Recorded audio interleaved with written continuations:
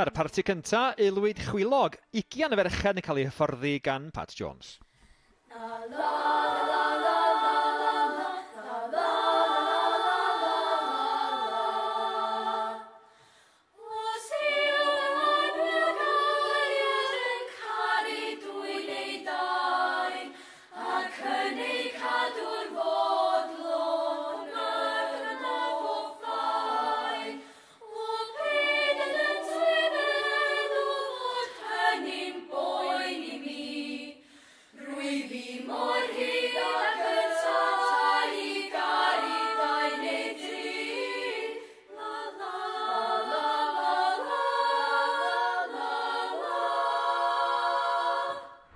Ac yn gobeithio troi'r dŵr i'w melyn, mae genod 108 o ysgol David Hughes Ynys Môn.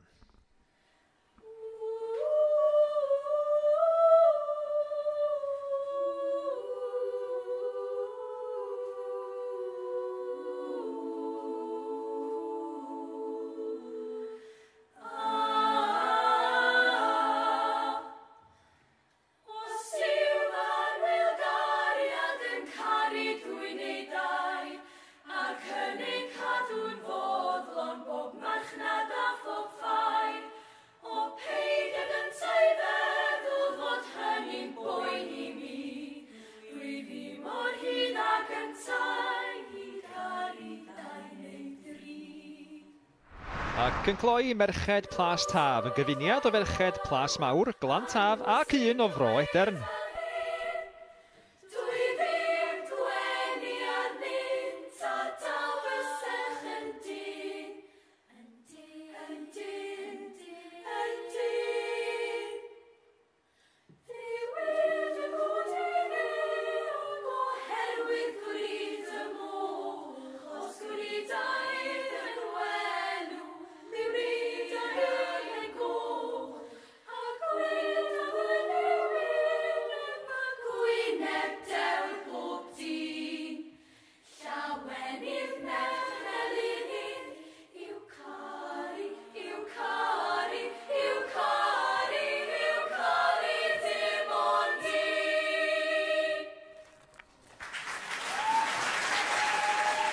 Mi gawn ni